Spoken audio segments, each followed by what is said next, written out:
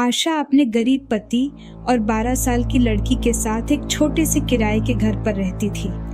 आशा का पति प्रकाश ज्यादा पढ़ा लिखा ना होने के कारण वो दूसरों के खेत में मजदूरी जैसा काम करता था, जिसके कारण प्रकाश की आमदनी बहुत ही कम थी। वो जी, आप मजदूरी का काम छोड़कर कोई दूसरा काम क्यों नहीं करते?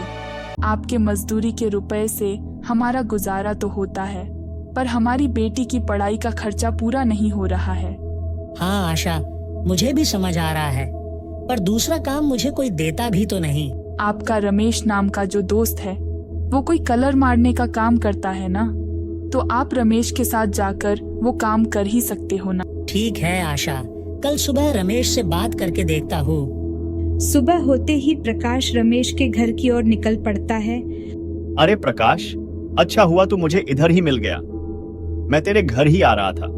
मुझे एक बहुत बड़ा काम मिला है। एक बड़ी सी इमारत को कलर करना है। क्या तू मेरे साथ कलर का काम करेगा? बस इमारत को कलर करना है। देख, 300 रुपये रोज दूंगा। कलर मरने का बोल काम करेगा क्या? अरे रमेश भाई, मैं तेरे घर ही आ रहा था। काम ढूंढने तू मुझे काम तो दे रहा है, पर मुझे कलर मारना आता नहीं है। क्या तू मुझे कलर मारना सिखाएगा? तो चल, आज से ही मेरे साथ काम करने को आ जा। काम पूरा होते ही 300 रुपये लेकर जा। क्या 300 रुपये रोज का मिलेगा? मुझे तो आज तक किसी ने 100 रुपये रोज का नहीं दिया। ऐसे ही प्रकाश रमेश के साथ काम करने चला जाता है। प्रकाश ऊंची इमारत पे बाम्बू पर खड़ा रहकर कलर मारने लगता है। तभी अचानक प्रकाश के हाथ से थोड़ा सा कलर उस बाम्बू पर गिर जाता है। प्रकाश का पैर उस कलर पर पड़ता है। तभी प्रकाश फिसलकर नीचे गिरने लगता है। इतनी ऊंची इमारत से गिरने की वजह से प्रकाश की मौत हो जाती है। इस घटना के बाद आशा और उसकी बेटी बहुत दुखी हो जाते हैं। प्रकाश के जाने के बाद आशा और उसकी बेटी का जीवन ही बर्बाद हो चुका था। माँ, अब तो पिताजी नहीं रहे। कब तक हम ऐसे भूखे रहेंगे? हम कोई काम ढूंढते हैं ना। क्या काम करे बिटिया? इस गांव में तेरे पिताजी को कोई काम नहीं मिल रहा था, तो हमें कौन काम देगा? तो क्या हम ऐसे भूखे प्यासे ही रहेंगे? इतने में वहाँ पर रमेश और एक आदमी आता है। आशा भाभी, ये विलास सेठ है। प्रकाश इन्हीं की इमारत पर काम कर रहा था। देखिए, जो हुआ उसका अफसोस तो हमें जीवन भर रहेगा, पर होनी को कोई नहीं टाल सकता। आपके पति मेरी इमारत पर काम करने आए थे। रमेश ने मुझे आपके हालात के बारे में बताया कि आपके परिवार का गुजारा प्रकाश के सहारे ही होता था, इसीलिए मेरी तरफ से 20,000 आपके लिए है।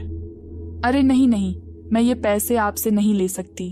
ले लीजिए बहन जी, मैं भाई के हैसियत से आपको मदद कर रहा हूँ। मैं आपके लिए कुछ कर रहा हूँ, इस बात की मुझे बहुत खुशी है।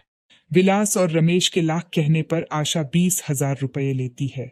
रमेश भी आशा को 5,000 रुपये की मदद दे देता है और दोनों वहां से चले जाते हैं। आशा की बेटी कहती है, माँ, हमारे पास तो 25,000 रुपये हैं। इस पैसे से हम जरूरी सामान खरीद लाए क्या? बिटिया, ये पैसे हमें जिंदगी भर नहीं काम आ सकते। तेरे पिताजी की कमी ये पैसे कभी पूरा नहीं करेंगे। दोनों थोड़े ही पैसे से राशन लेते हैं। देखते ही देखते दिन निकल जाते हैं। एक दिन सुबह आशा अपनी बेटी से कहती है, बेटा, क्यों ना हम कोई कारोबार करते हैं? कौन सा कारोबार करेंगे माँ? हमें तो कोई कारोबार करना आता नहीं है माँ। हम पूरी भाजी बनाकर बेचते हैं। मुझे बहुत ही अच्छी भाजी बनानी आती है और फूली हुई पूरियां भी बनानी आती है। हमारे पास जो रुपये है, इससे कुछ सामान खरीद लाते हैं। दोनों बाजार जाकर पूरी बाजी का सामान लाते हैं। करीब 20,000 में सारा सामान आता है। अगले दिन सुबह आशा और उसकी बेटी एक ठेला लेकर बाजार में आते हैं। गांव के बीच खड़े रहकर अपने ठेले पर पूरी भाजी बेचने लगते हैं। तभी आशा के पास एक आदमी आता है। सुनो, तुम्हारी हिम्मत कैसे हुई यहाँ पे ठेला लगाने की? दिखाई नहीं देता? सामने ही मेरी दुकान है। चलो निकलो यहाँ से अपना ठेला लेकर। अरे भाई साहब, हम कहाँ आपके दुकान के सामने खड़े हैं? आपकी दुकान तो यहाँ से काफी दूर है ना। देखो, ज्यादा छप्पड़ छप्पड़ मत करो। चुपचाप अपना ये ठेला लेकर यहाँ से निकल जाओ, नहीं तो मैं ये सब तोड़ डालूंगा। अरे ये क्या जबरदस्ती है भाई? ये से कैसे तोड़ डालोगे? हम यहाँ से कहीं नहीं जाएंगे। हम कहीं और चले जाते हैं। इस आदमी से बहस मत करो। आशा उसकी बेटी अपना ठेला लेकर कहीं और जगह पर जाने लगते हैं और एक सुनसान जगह पर आकार खड़े हो जाते हैं। अजीब दादागिरी करते हैं लोग। एक दुकान क्या खरीद लेते हैं, पूरे मार्केट में कब्जा कर लेते हैं। माँ, ऐसे लोगों से मुंह नहीं लगना चाहिए। इससे बेहतर है कि हम आगे बढ़ जाएं। अरे बिटिया, वहाँ तो लोगों की बहुत भीड़ रहती है। वहाँ हमारी कमाई बहुत अच्छी हो जाती। यहाँ तो दूर दूर तक कोई दिखाई नहीं दे रहा। माँ, जब कोई कारोबार ईमानदारी से शुरू करता है ना, तो उसे इस बात की परवाह नहीं करनी चाहिए कि उसका कारोबार कैसे चलेगा। और रही बात सुनसान जगह की, तो कोई इंसान यहाँ आएगा तो उसे हमारी दुकान के अलावा और कोई दुकान दिखाई नहीं देगी। तब लोग हमारी दुकान पे ही आएंगे। तभी वहां से 2 लोग गुजर रहे थे। वो आदमी वहां पर आते हैं। कैसे दिए पूरी भाजी? 30 रुपए प्लेट। अच्छा, 2 प्लेट पूरी भाजी लगा दो। बहुत ही बढ़िया पूरी भाजी है। थोड़ी देर बाद वे आदमी वहां से जाने लगते हैं और आदमी वहां पर आने लगते हैं। सब लोगों को पूरी भाजी बहुत ही अच्छी लगने लगती है। शाम तक उसकी सब पूरी भाजी खत्म हो जाती है। आशा और उसकी बेटी घर जाने लगते हैं। तभी सुबह जिस आदमी ने आशा को वहां से भगा दिया था, उस आदमी के सामने से आशा जा रही थी और वो देखता रह जाता है। अरे, ये तो वही सुबह की औरत है ना। इसका तो पूरा ठेला खाली हो चुका है और मेरा तो वैसा का वैसे ही है। आखिर ये औरत पूरी भाजी कहाँ बेच रही है? ये औरत कहाँ जाती है पूरी भाजी बेचने? मुझे पता लगाना होगा। मेरी दुकान बाजार के बीच होकर भी मेरी इतनी कमाई नहीं होती। मेरे पास तो गिने चुने ग्राहक ही आ रहे हैं, वो भी उधारी वाले। अच्छा, तो यह बात है, मैं भी इस इलाके में एक दुकान लगता हूँ।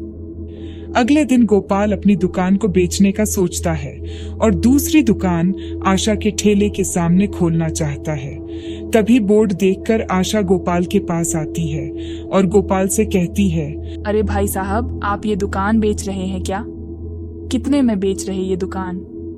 40,000 रुपये में। मेरे पास तो 30,000 रुपए ही है। सुबह से दुकान बेचने की कोशिश कर रहा हूं, पर कोई खरीदने को ही तैयार नहीं। मुझे ये दुकान बेचकर उधर दुकान भी तो लगानी है। एक काम करता हूं, 30,000 में मैं ये दुकान बेच देता हूं। गोपाल आशा को 30,000 में दुकान बेचकर देता है और नई दुकान उस इलाके में लगता है जिस इलाके में आशा का ठेला था। आशा ने जो दुकान गोपाल से खरीदी थी, उस दुकान पर आशा की बेटी पूरी भाजी बेचने लगती है और उधर उस इलाके में आशा ठेले पर पूरी भाजी बेचने लगी। इसने मेरी दुकान खरीद ली, फिर भी यहाँ ठेला लगा रही है। लोग मेरी दुकान पर क्यों नहीं आ रहे? मेरी दुकान तो बहुत ही आलीशान है। ऐसे ही दिन बीत गए। गोपाल की दुकान पर अभी भी कोई नहीं आ रहा था। आशा की दुकान पर भीड़ ही लगी रहती। उधर बाजार में आशा की बेटी के दुकान पर भी लोग आने लगे और गोपाल दुकान में मक्खियां मारता हुआ बैठा रहता था। बहन, मेरी दुकान तो चल नहीं रही। मैंने कर्जा लेकर ये दुकान बनाई थी। मेरे पास अभी फूटी कौड़ी भी नहीं रही और इस इलाके में ये दुकान कोई खरीद भी नहीं रहा। मेहरबानी करके आप ही ये दुकान खरीद लीजिए। गोपाल भाई, इंसान को कभी किसी की तरक्की देखकर जलना नहीं चाहिए। ठीक है, मैं आपकी दुकान खरीद लेती हूँ। आप एक काम कीजिए, मेरी दुकान पर नौकर का काम कीजिए। मैं आपको अच्छी पगार दूंगी। उसके बाद आशा गोपाल की दुकान पर पूरी भाजी बेचती और गोपाल उसी दुकान पर नौकर का काम करने लगता है। किसी की तरक्की देखकर कभी जलन मत करो। जिसके नसीब में जो लिखा है वो उसे मिलकर ही रहता है।